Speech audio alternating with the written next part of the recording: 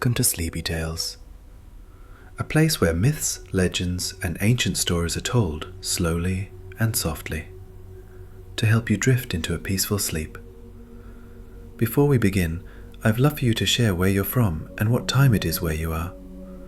It's always fascinating to see how far these stories travel, and if you enjoy relaxing stories, don't forget to subscribe and hit the bell icon so you never miss a night of our peaceful tales.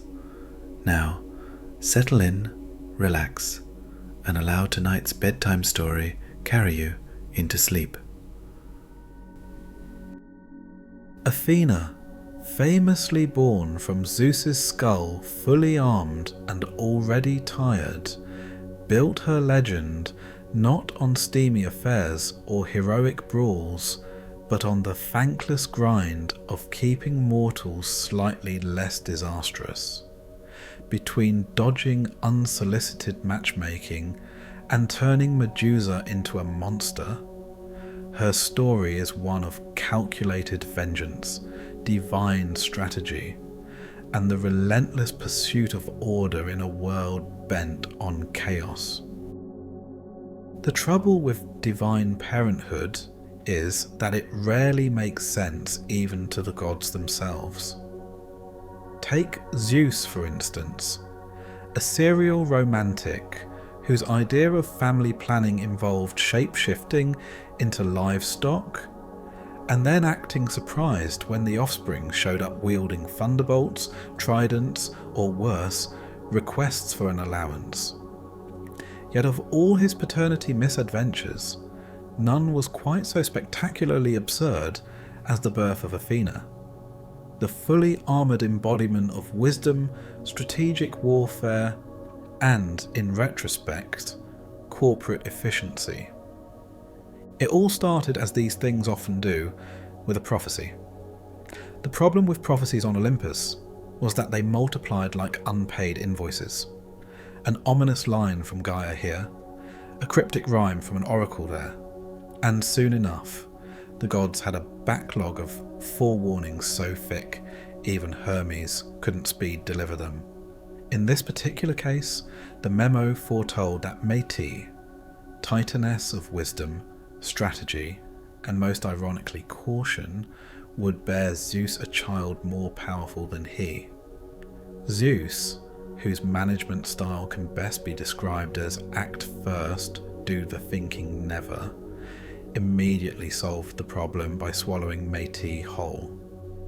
It was a bold move that spared him the embarrassment of raising a usurper, but introduced an entirely new form of indigestion. For months, divine gestation, like divine bureaucracy, knows no clear timeline. Zeus carried the unborn goddess around in his cranial cavity. The headaches that followed were monumental, even by Olympian standards. Mount Olympus itself shuddered under his groans, and lesser deities made a brisk business selling thunderstorm insurance to mortals. What no one realised was that these migraines were less a medical problem and more a structural one. A full-grown goddess of war and wisdom was trying to file her exit paperwork from inside his skull. When the pressure finally reached a point that even Zeus could no longer ignore, roughly coinciding with a board meeting he couldn't cancel, he ordered Hephaestus, Olympus's unofficial IT department, to do something about it. And so, in what remains history's only medically approved cranial splitting, Hephaestus cracked open Zeus's forehead. Out leapt Athena, fully grown, fully armoured, and in possession of an expression that suggested she'd already had enough of everyone's nonsense. Mortals like to romanticize this moment as a grand symbol of wisdom's birth. In truth, it was closer to an unplanned product launch. The Olympian pantheon, ever alert to new power shifts, braced for disaster. But Athena, unlike her half-siblings, didn't immediately start demanding shrines or staging divine tantrums. Instead, she adjusted her helmet, nodded curtly at the family, and got straight to work, thus earning her reputation as the patroness of those who actually get things done. Of course, being born from Zeus's skull did come with certain drawbacks. For one, Athena never quite grasped the point of mother-daughter brunches, given her mother now existed only as a disembodied voice of strategy rattling around somewhere in Zeus's grey matter. Family gatherings were complicated further by Hera's eternal suspicion that every new child was yet another of Zeus's romantic side quests. Athena, to her credit, quickly demonstrated a professionalism so relentless even Hera had to admit she was different, though she still kept a careful eye on who received the better temple budgets. Then there was the question of what exactly Athena stood for.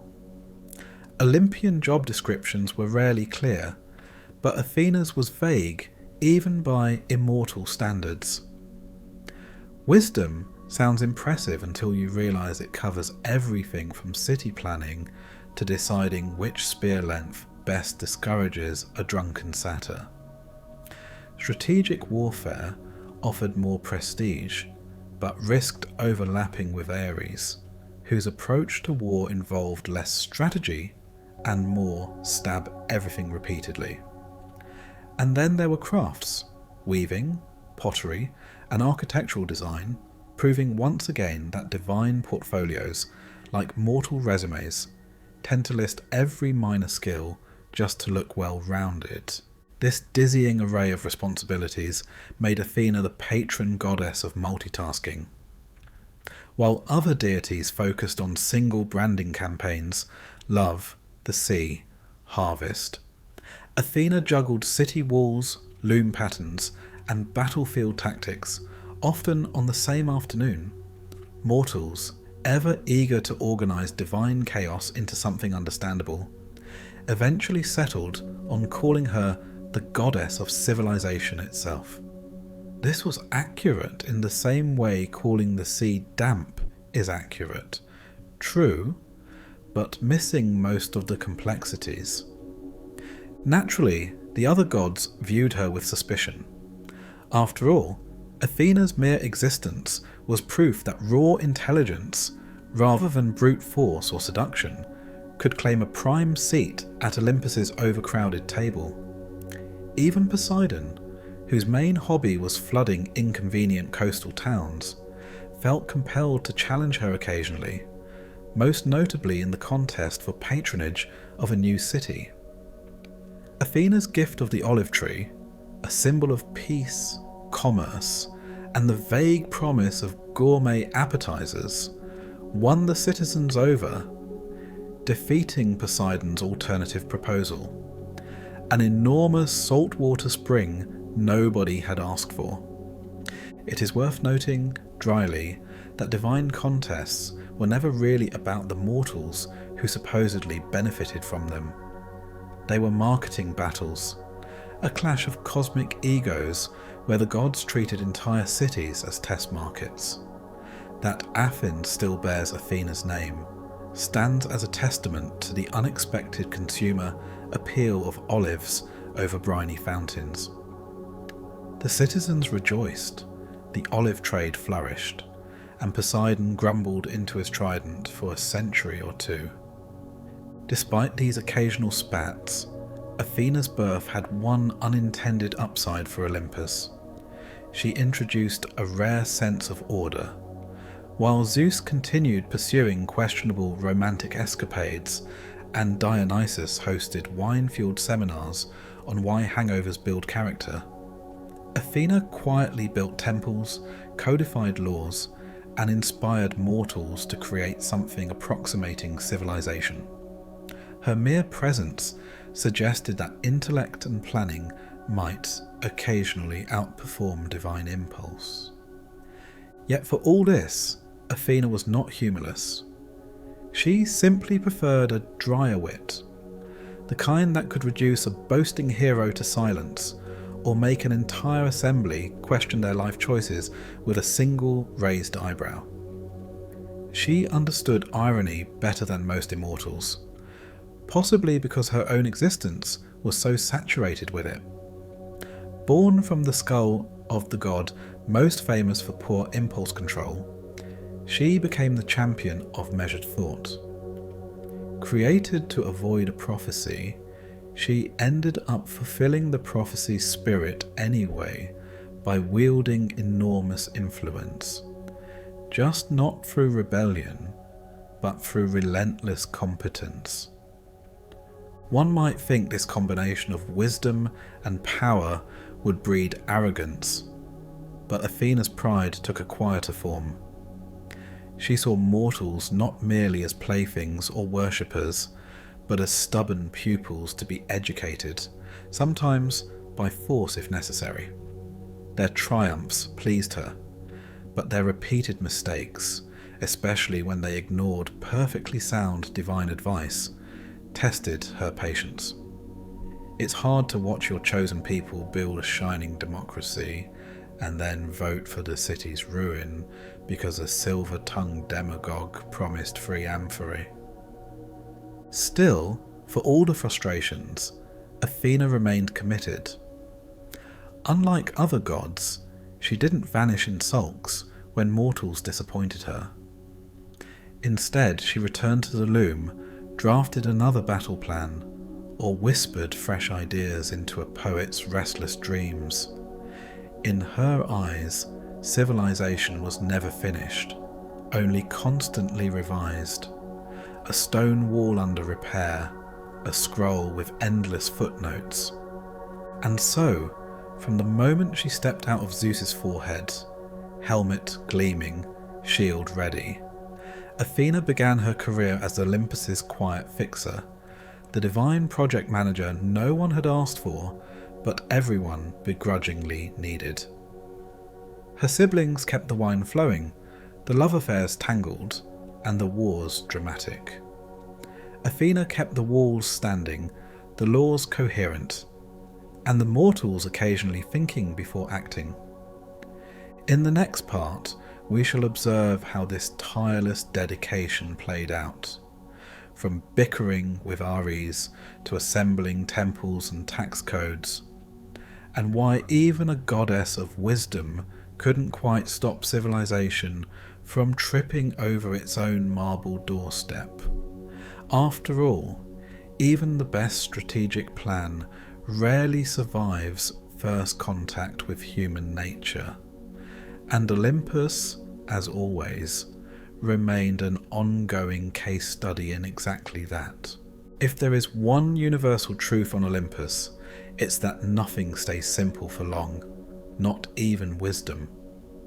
From the moment Athena sprang, fully formed and fully armoured, from Zeus's cranium, the concept of wisdom became a dangerously flexible brand, endlessly stretched, redefined, and subjected to the same committee-driven chaos that eventually ruins all good ideas. At first, mortals assumed Athena's patronage would be strictly philosophical: scrolls, sober debate, and the occasional lecture about civic duty. But the gods, like mortal corporations, understood branding better than anyone. And so, Athena's portfolio quietly ballooned to cover crafts, strategic warfare, city planning, shipbuilding, and an alarmingly specific list of household projects.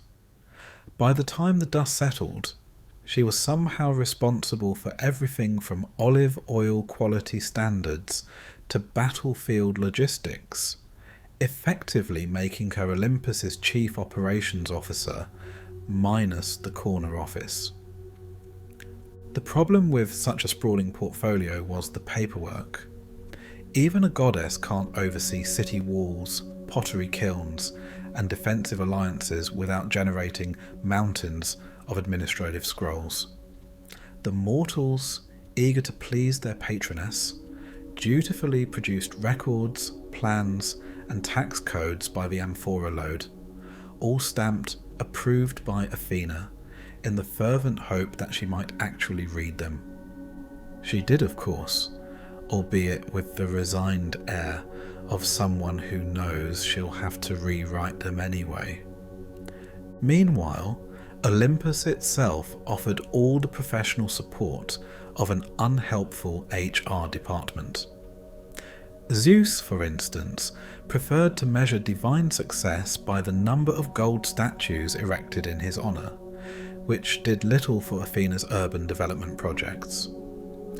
Hera managed domestic affairs, by which she mostly meant plotting revenge on Zeus, and Dionysus, when sober enough, occasionally lent a sympathetic ear, before forgetting the entire conversation.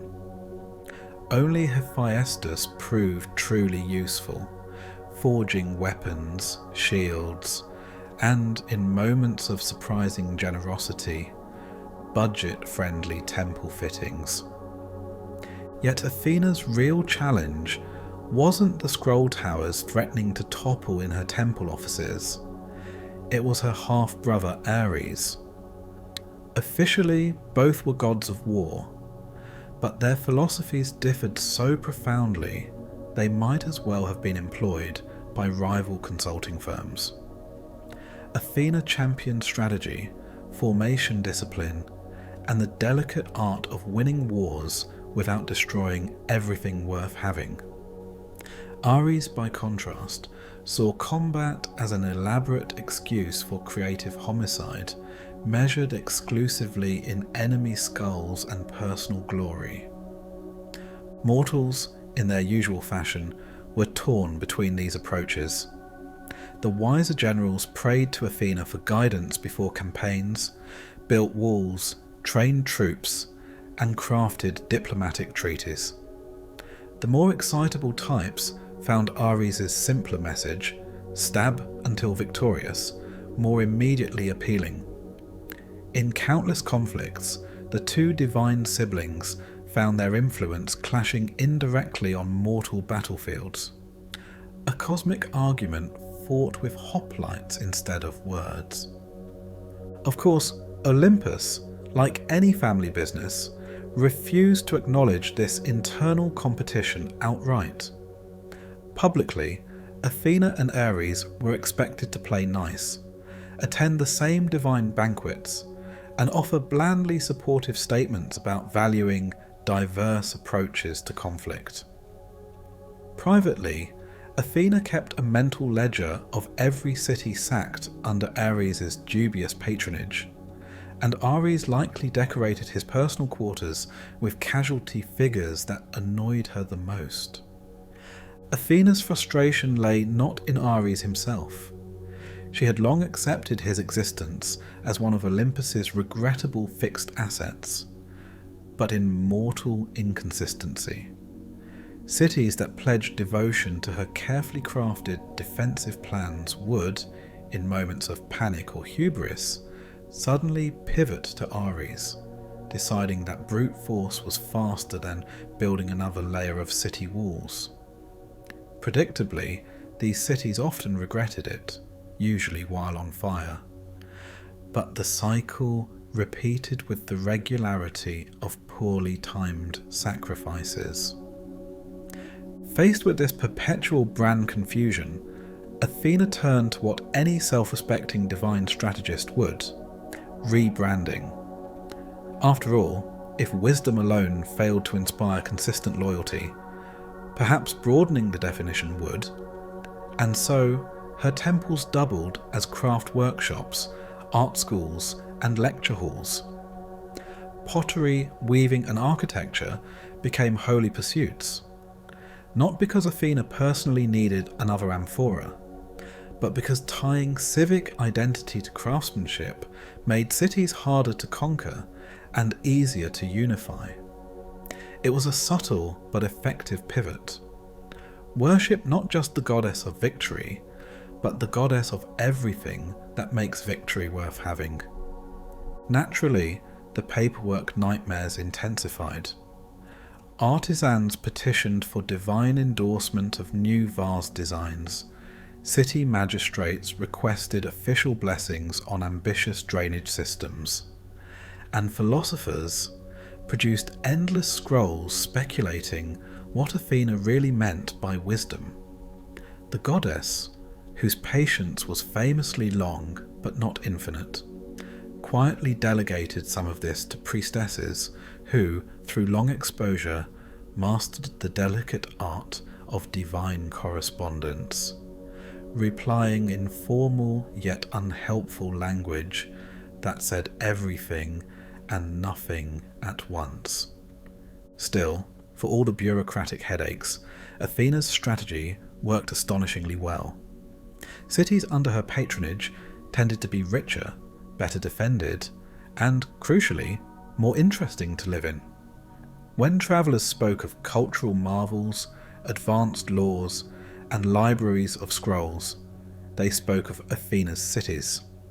Her greatest public relations victory was, of course, Athens itself, an urban experiment that, for a shining moment, balanced democracy, philosophy, and military power so skillfully that even Zeus looked impressed.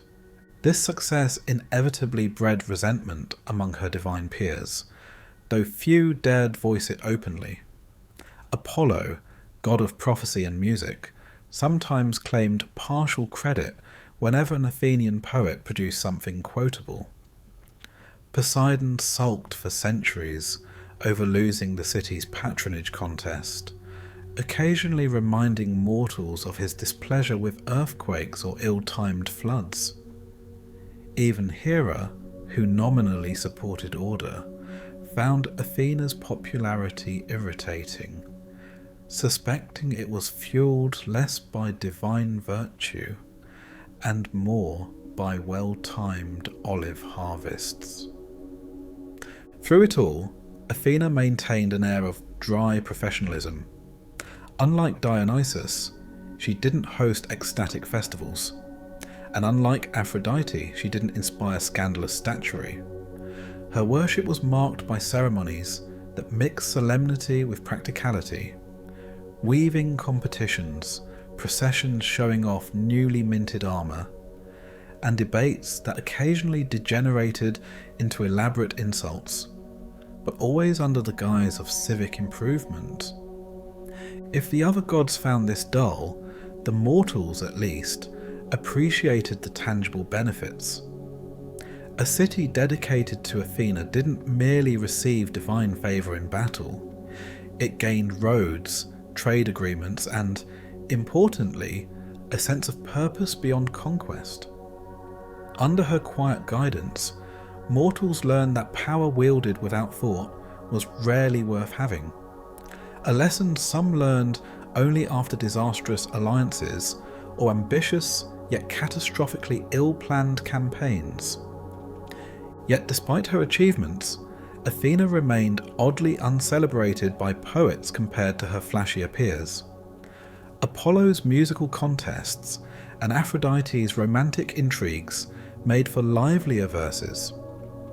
Athena's triumphs, like designing a better water distribution system or drafting a legal code, lacked the immediate drama of seduction or divine revenge.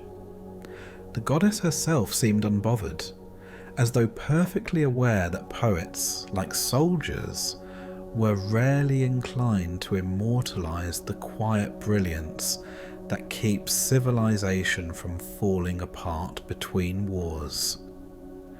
Her relationship with mortals was equally pragmatic. Athena offered guidance, but expected effort in return. Lazy prayers, especially those asking for victory without preparation, were met with silence or, occasionally, polite divine contempt. Those who genuinely dedicated themselves to study, craft, or strategy often found inspiration at the most critical moment.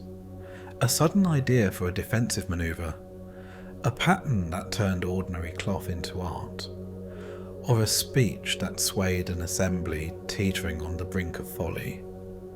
Behind this carefully balanced patronage lay Athena's core belief that wisdom wasn't a static gift, but an ongoing discipline, as exhausting and necessary as maintaining city walls. Civilization itself, in her view, was a daily effort, a constant negotiation of laws, resources, and human nature's stubborn refusal to stay reasonable for more than an afternoon. And so, day after divine day, Athena reviewed plans, answered prayers, and oversaw the endless projects that kept mortals from devolving into chaos, all while dealing with the occasional catastrophic decision made in her name by well-meaning but misguided devotees. After all, even the best PR team can't prevent every misunderstanding when mortals are involved. In the next part, we'll turn to an area where Athena's brand famously faltered: love, or rather the conspicuous absence thereof, and why her refusal to participate in Olympus's most popular pastime baffled gods, mortals, and gossip columnists alike. Because even a goddess who perfected strategy couldn't quite stop poets from asking the same embarrassing question for eternity: but why won't she date anyone? It is a truth universally ignored on Olympus that the gods, for all their cosmic power, were strangely obsessed with each other's romantic business. Affairs, flings, betrayals, these were the currency of divine gossip, traded over ambrosia the way mortals might swap market rumours. And yet, amid this endless swirl of seduction and scandal, there stood Athena, immovable, imperturbable, and to the exasperation of poets everywhere, completely uninterested. Her commitment to chastity, publicly framed as a dignified devotion to duty, created an irresistible mystery. Poets, sculptors, and speculative philosophers alike found the concept both baffling and tantalizing. After all, what was the point of divine beauty, keen intellect, and power if not to generate at least one catastrophic love triangle? The question alone kept entire generations of lyricists employed, despite producing exactly 0 romantic tragedies to set to verse. One must remember that on Olympus, abstaining from romance was itself a kind of rebellion. Aphrodite turned heads merely by existing. Zeus's conquests numbered higher than the stars he flung across the sky, and even Hera, despite decades of wedded irritation, was not above inspiring the occasional illicit crush. By contrast, Athena's private life was as empty as a freshly swept temple floor, which paradoxically made it a topic of endless speculation. It wasn't for lack of opportunity, at least if we trust the half-baked tales whispered in Olympus's marbled halls. The occasional mortal hero, flush with improbable courage and equally improbable muscles, might fancy himself capable of thawing the goddess's famous reserve. These hopeful souls inevitably discovered 2 things. First, that Athena's gaze could reduce even the most lion-hearted to apologetic silence. And second, that divine disinterest is far more absolute than mortal rejection. One can only imagine their embarrassment afterward, composing sombre hymns to the unconquerable heart, and quietly omitting the part where the heart in question had never shown the slightest flicker of interest to begin with. Yet rumours persisted, as rumours always do. Some suggested she merely waited for an intellect equal to her own, a hero of such wit and wisdom that even she might be intrigued. Others muttered about secret affections cleverly disguised as patronage. A few, braver in stupidity than sense, proposed that perhaps the goddess had already fallen in love but refused to admit it. These theories enjoyed a brief vogue among poets before collapsing under the crushing weight of Athena's consistent, decades-long indifference. Even among the gods, her romantic silence became an enduring puzzle. Aphrodite, who took the divine equivalent of professional pride in her matchmaking, is said to have treated Athena as Olympus's great unfinished project. Attempts, subtle, unsubtle, and occasionally humiliating, were made to nudge the goddess toward a passing fancy, always to no avail. Athena's response, though never recorded in words, was implied in every dismissive tilt of her helmet, an unspoken reminder that wisdom, unlike wine or bronze, is not forged in passion's fire. To be fair, her refusal had less to do with disdain for romance than with a practical awareness of its cost. Even a cursory glance at Olympus's love stories read like cautionary tales. The jealousies, the cursed offspring, the multi-generational blood feuds. If mortals saw love as divine blessing, Athena saw it as a logistical disaster waiting to happen. The first domino in a chain that ended with burning cities and awkward family gatherings. Her eternal maidenhood, then, was less a rejection of feeling and more a form of strategic abstinence. A refusal to introduce yet another source of chaos into a universe already brimming with it. And still, the mortal world couldn't help but take it personally. Statues dedicated to her typically depicted a serene, armoured figure with an expression just short of a sigh, as if the sculptor hoped to coax some softer emotion from marble. Poets lamented the cold heart of stone, ignoring that the same stone had built their walls, taught their laws, and occasionally saved them from total ruin.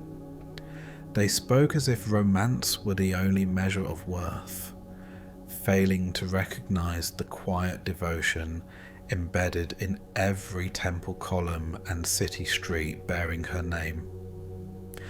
Naturally, this frustration spilled over into myth-making of the clumsiest sort. Some claimed Athena's disinterest proved she simply hadn't met the right hero yet, as though a divine strategy goddess required rescue by the next strong-jawed demigod with a spear. Others suggested secret heartbreak, a doomed love buried so deep no oracle could uncover it, a hypothesis more revealing of mortal projection than divine reality.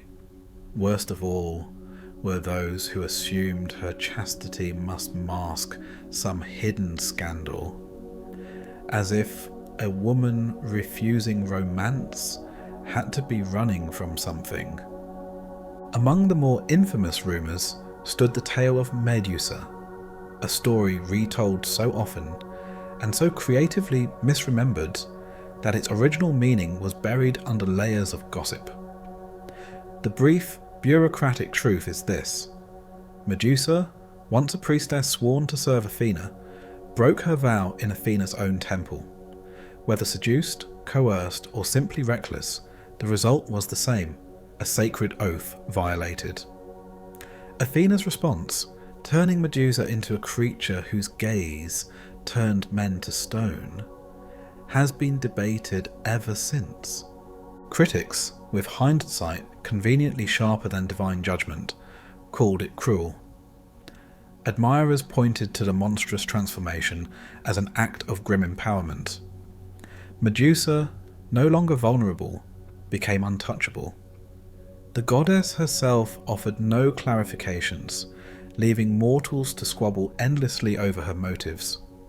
What is clear is that Athena's approach to romance, even other people's, tended toward the defensive rather than forgiving, a strategy shaped by the recognition that desire, left unchecked, often ends in ruin, If there was tragedy in Athena's solitude, it was of the quietest kind. The tragedy of watching mortals destroy themselves over passions she found so easily avoidable. Time and again, heroes sought her counsel, swore to heed her wisdom, then dashed headlong into ruin, chasing a lover's glance or a promise of eternal fame. Each time she might intervene, shielding them, advising them, sometimes even rescuing them, but never stepping closer herself. It wasn't that Athena felt nothing, rather she understood too well the cost of feeling too much. Olympus's informal rumour mill, run largely by minor nymphs and bored lesser gods, documented every flicker of speculation. Was that a wistful sigh they overheard, or merely the wind in her helmet plume? Did the goddess's gaze linger too long on a mortal hero's statue? These debates produced enough scrolls to fill an entire wing of the library of Alexandria, all of them signifying nothing but mortal impatience, with an answer they refused to accept, that some hearts, even divine ones, simply prefer solitude. And yet, even Athena couldn't fully escape the poetic impulse to frame her chastity as sacrifice. Statues depicted her as serene yet solemn, eyes fixed beyond the mortal realm, as if mourning a love she never allowed herself. It made for compelling imagery, even if the goddess herself might have dismissed it with a dry remark about marble's inability to capture reality. Mortals need their deities to reflect human longings, and Athena's stubborn refusal forced them to project those longings onto her anyway. The irony, of course, is that Athena's truest love story was with the very concept of civilization, the walls she helped design, the laws she whispered into the ears of lawmakers, the shipwrights she inspired to carve prows worthy of the seas. Her affection lay in craft and counsel, in every carefully weighed decision that spared mortals from ruin. Yet to most, these quiet devotions seemed insufficiently dramatic. Romance, they argued, should be passionate, reckless, and occasionally catastrophic. Athena's steady, unsentimental dedication felt cold by comparison. Perhaps the greatest testament to Athena's singular nature was that even after centuries of speculation, scandal never stuck. Temples remained busy, sacrifices burned, and her statues stood unblemished by rumour. In the end, mortals grudgingly accepted what Olympus had long known. Athena simply wasn't interested. Not in lovers, not in entanglements, not even in the poetry her refusal inspired. And so, the goddess of wisdom remained eternally apart, serenely untroubled by what others deemed essential. Love to her was a battlefield best avoided entirely, a choice that bewildered, disappointed, and quietly fascinated mortals for generations. In the next part, we shall see how even Athena's disciplined reserve had its limits, as she confronted the messy consequences of divine punishment, monstrous transformations, and the eternal question of what to do when your temple becomes the site of scandal. For even the goddess of wisdom occasionally found herself forced to make decisions that no strategy could fully sanitize. And nowhere was this clearer than in her dealings with Medusa. If Olympus ever bothered to keep formal minutes, the Medusa affair would appear under a heading like Unplanned Brand Crisis and Subsequent Monster Creation Initiative. Unfortunately, divine record keeping remained stubbornly oral and heavily biased. So what survives is an uneven patchwork of rumour, regret, and marble statues of heroes looking politely horrified.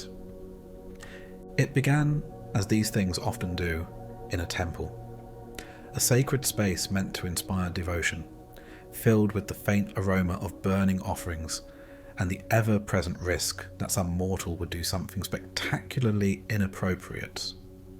Enter Medusa, once a priestess of notable beauty and rather less notable judgment, who found herself at the centre of a scandal involving Poseidon, god of the sea, earthquakes, and questionable romantic choices.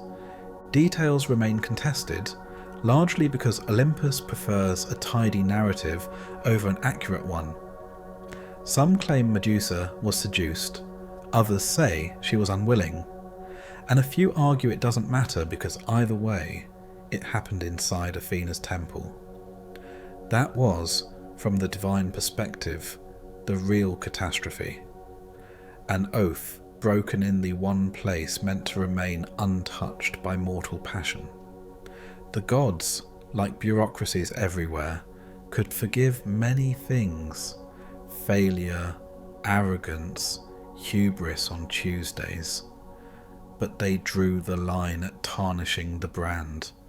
Athena's reaction has been endlessly debated by mortals, most of whom assume goddesses must experience human dilemmas in exactly the same way.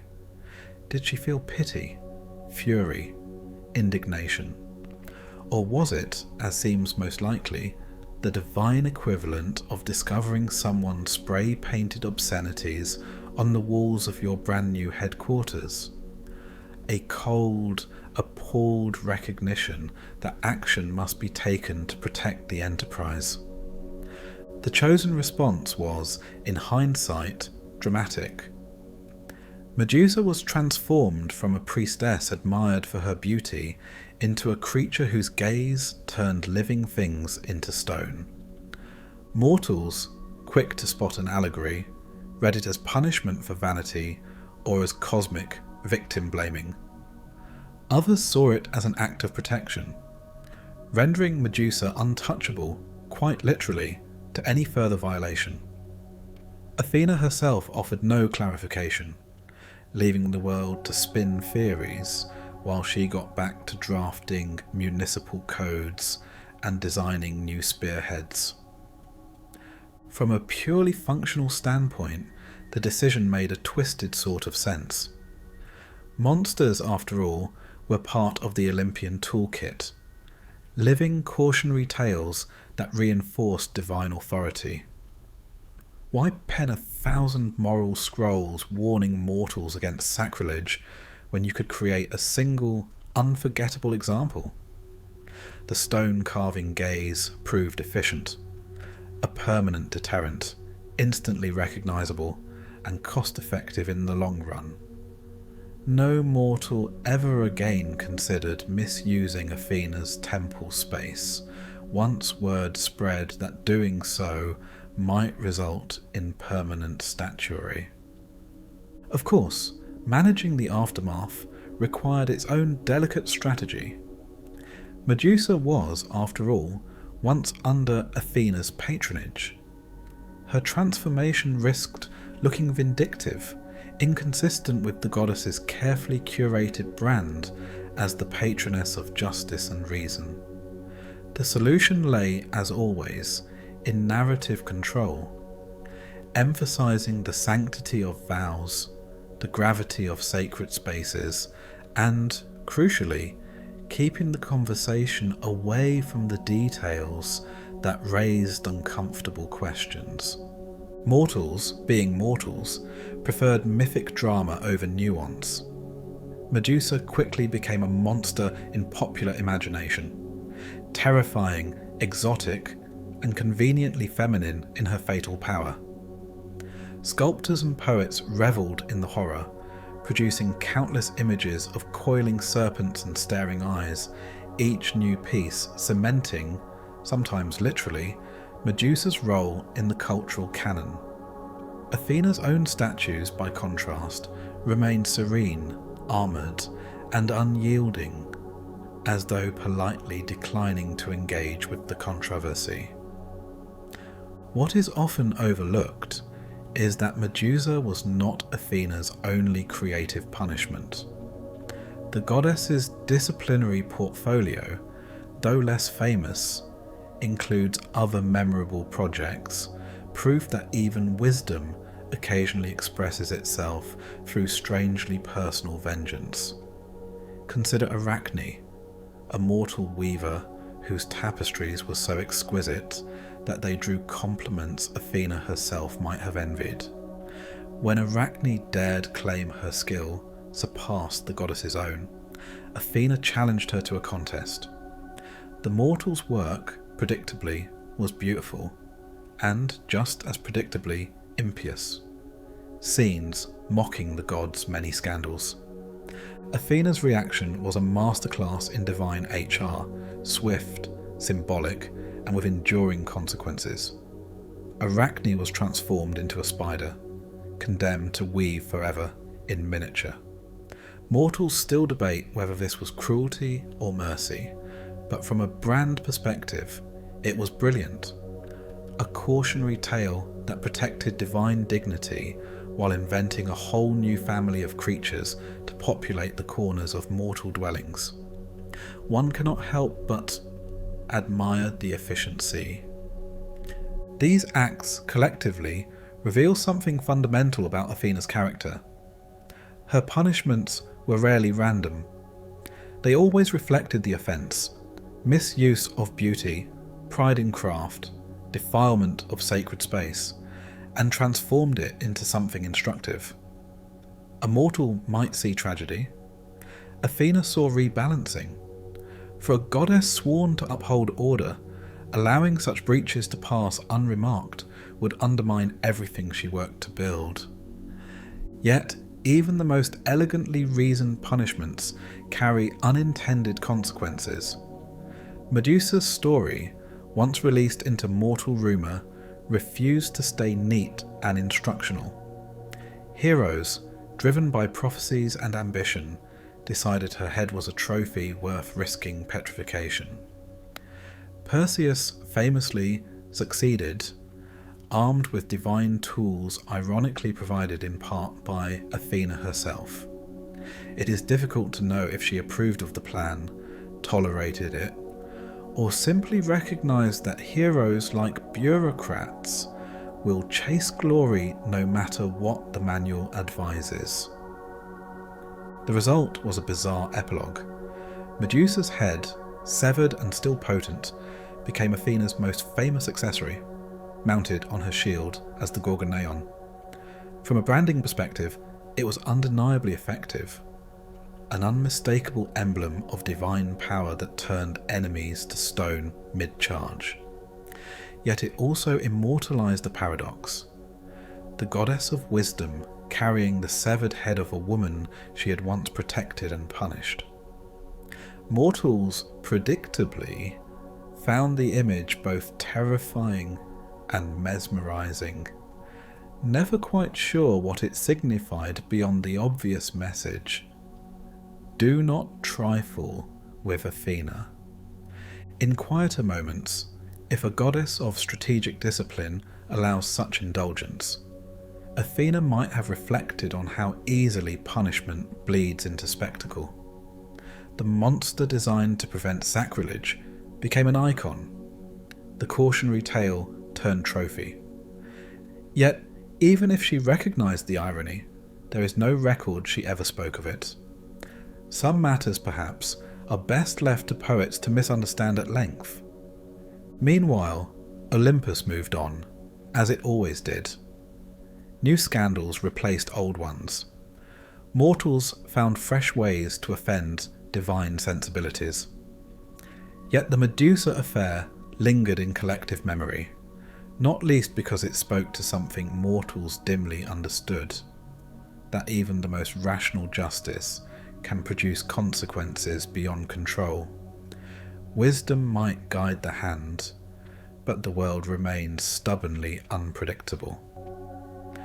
Athena's broader portfolio of monsters continued to serve practical purposes. Terrifying as they were, these creatures also stabilized divine authority. Each hiss of a snake, each glint of spider silk, quietly reminded mortals that oaths matter, that pride invites ruin, and that the gods see everything, even what is done in secret. In this way, the goddess transformed punishment into a form of education, as enduring as the temples she designed. Critics then and now question the fairness of it all. Why should a mortal's single act result in eternal monstrosity? Yet fairness was never the point. Order was. Athena's creations taught that actions have consequences, often more far-reaching than mortals could imagine. It was, in its way, the purest expression of strategy, turning even violations of sacred trust into tools for preserving that trust in the future. And so, the goddess continued her work, reviewing plans for city walls, answering the prayers of artisans, and occasionally drafting new policies on divine punishment. The Medusa incident, though uniquely dramatic, was just one file in an ever-growing cabinet labelled Mortals and Their Terrible Decisions. Athena might have preferred a world where such measures weren't necessary, but she knew better than to expect one. Yet even wisdom has its limits, and the creation of monsters, however practical, left a shadow on the goddess's otherwise carefully maintained legacy. Mortals remembered the olive tree and the woven peplos offered at her festivals, but they also remembered the serpent-haired Gorgon and the mortal who dared compete in weaving. In the end, the divine brand was never entirely hers to control. In the next and final part, we shall see how this legacy, part triumph, part contradiction, unfolded over centuries. How Athena became both an ideal and a warning, her image sculpted in marble and memory, and why being remembered by mortals is its own unpredictable form of immortality. After all, even the goddess of strategy could not fully predict what future generations would do with the myths she left behind. If the gods ever gathered for an annual performance review, Athena's file would stand out. A city named after her, a war strategy or two credited to her influence, and enough statues to keep every marble quarry in the Aegean solvent for centuries. On paper, it looks like a legacy most deities would envy. But as every corporate veteran knows, even the most impressive resume can't protect you from the peculiar agony of brand management over the course of millennia. Athens itself should have been her greatest triumph, a living monument to wisdom, democracy, and olive oil production. In practice, it was more complicated. A city can't remain an ideal forever, especially when governed by mortals whose grasp of strategic planning rarely extended beyond the next election or military campaign. Even in its so-called golden age, Athens flirted with disasters that must have made Athena question whether divine patronage was worth the administrative headache. Yet for all its flaws, Athens became the place where philosophers, artists, and politicians competed to outquote one another about virtue and governance, all while discreetly ignoring the actual policies that kept the city running. Philosophers in particular discovered that invoking Athena's name lent instant gravitas to their arguments, though whether she approved of their circular debates is doubtful. After all, a goddess who valued practical solutions might have had little patience for discussions that never produced anything more concrete than a new school of thought and a few smug students As centuries turned into centuries more, Athena's brand faced the same inevitable wear and tear as any legacy product.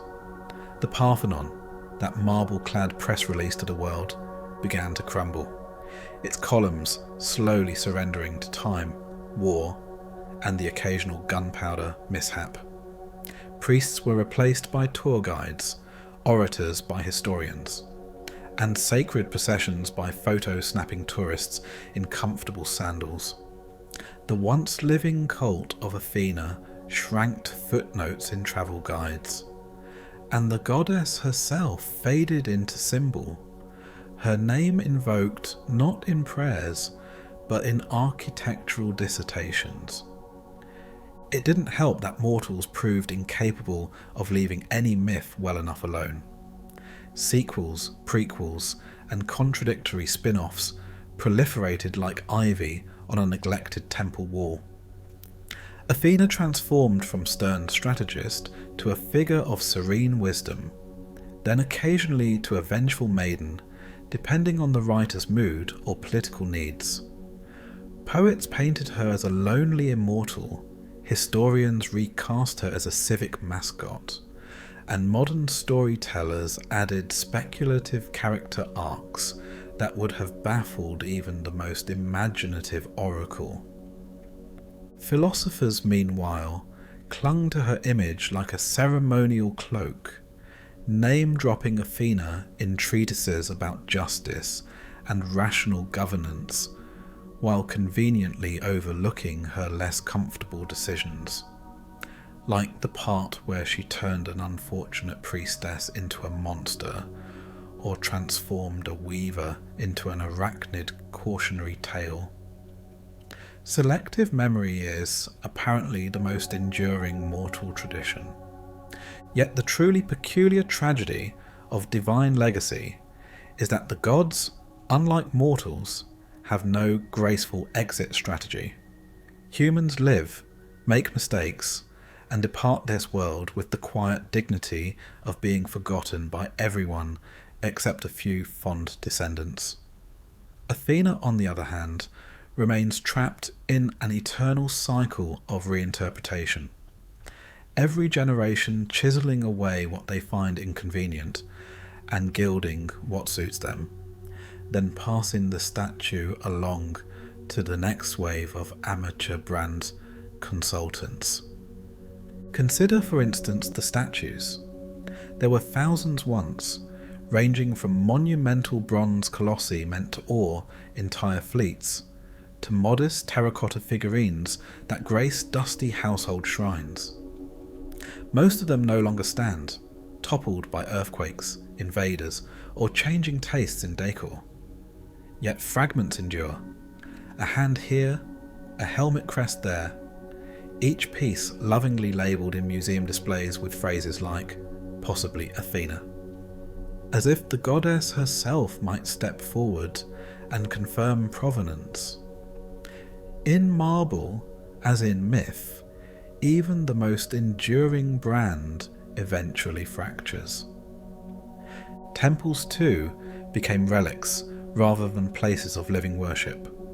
What were once bustling centres of ritual and community now stand as picturesque ruins, best admired at sunset with a carefully composed travel photograph. Guides explain the symbolic meaning of each frieze, while ignoring the very real cracks that run through the stone. And somewhere, beyond mortal perception, one imagines Athena observing it all with the resigned patience of someone who long ago accepted that memory is a form of decay. Still, the brand lingers, stubbornly refusing to dissolve completely. Academic conferences convene to debate what Athena really stood for. Tourists snap pictures before plaster replicas, and every so often, an artist sculpts a new interpretation that claims to reveal her true essence. That none of these bear any resemblance to each other is beside the point. The goddess of strategy surely understood that brand consistency is the first casualty of cultural relevance. Even the notion of wisdom itself, once her domain, has suffered a kind of semantic inflation. Where mortals once sought Athena's counsel in matters of war, law, and city planning, they now apply the term to fortune cookies, inspirational memes, and unsolicited advice columns. The word strategic is invoked for everything from board meetings to marketing campaigns, an evolution that would likely amuse or exasperate her in equal measure. Yet perhaps the most unexpected consequence of divine brand management is that being remembered becomes its own eternal service contract. For Athena, immortality means not peace, but perpetual responsibility, each new generation expecting guidance, inspiration, or at least a symbolic nod. Even as belief waned, the questions kept coming. What would Athena do? How should civilization govern itself? What is the balance between mercy and justice, strategy and force? To mortals, such questions appear flattering, proof that the goddess's influence endures. But the real burden lies in knowing that memory, like stone, erodes unevenly. What remains is rarely the full truth, only what proves useful, dramatic, or comforting to those who come later. The goddess of wisdom, whose very purpose was to weigh complexities, finds her image polished into something simpler than she ever was. The irony of it all, of course, is that Athena's true legacy wasn't marble statues or even the city that bore her name. It was the idea that civilization itself requires discipline, patience, and an unglamorous willingness to think before acting. It was the stubborn hope that mortals might occasionally choose reason over impulse, debate over bloodshed, construction over destruction. An olive tree planted in rocky soil, its roots stubbornly seeking water where none seems likely. This idea proved both her triumph and her frustration. For every city that flourished under wise counsel, there was another that ignored it and paid the price. For every philosopher who sought to understand her, there was another who twisted her name to justify folly. Wisdom, she discovered, is less a gift bestowed than a discipline that must be chosen, and mortals, left to their own devices, rarely choose consistently. Yet even in failure, there is a kind of victory. That mortals continue to argue about Athena's meaning at all speaks to a success deeper than shrines or statues. Myths survive because they ask questions that outlive easy answers. And so, in lecture halls, dusty libraries, and late-night debates, the goddess of wisdom remains unquiet, a name invoked not as a final authority, but as a reminder that there is always more to consider. Over the centuries, scholars compiled volumes analysing her iconography, historians chronicled her cult's rise and decline, and tourists, ever the faithful, if distracted, congregation, bought postcards of the Parthenon. Each new generation recast Athena in its image, a symbol of empire, feminism, justice, or simply a convenient logo for academic institutions. The marble endured, the meaning shifted, and through it all, the goddess's legend proved as malleable as the clay once shaped on her potter's wheel. In the end, being remembered turned out to be far more exhausting than being forgotten. Mortals think of immortality as endless leisure, but for a goddess, it is eternal customer service, answering prayers that no longer come, watching over temples now visited only by historians, and enduring interpretations that would have baffled even Delphi's most cryptic oracle. Yet perhaps this too is part of wisdom's design. The olive tree's true legacy is not the grove it becomes, but the countless seeds scattered by wind, some of which take root in unexpected soil. Athena, patron of strategy and craft, may have understood better than anyone that influence cannot be controlled, only hoped for. And so her image endures, sometimes honoured, sometimes misunderstood, always present. As the centuries stretched into millennia, statues crumbled, cities fell, and worship turned to memory. But somewhere, beyond marble and myth, the idea of Athena remained. A quiet, stubborn voice urging mortals to pause, to question, to build rather than burn. In that, perhaps, lies the final irony, that the goddess who refused all love affairs found her greatest entanglement in the restless minds of those who came after. And so, even as temples gather dust and myths fade into folklore, Athena's legacy persists, not as an answer, but as an enduring question. A question mortals continue to ask, in marble halls and midnight forts alike. What does it mean to be wise? And why is it always so much harder than it looks? And with that, the goddess of wisdom remains, unseen, unaging, and forever unfinished, watching as the world still struggles to live up to the idea she once so carefully crafted.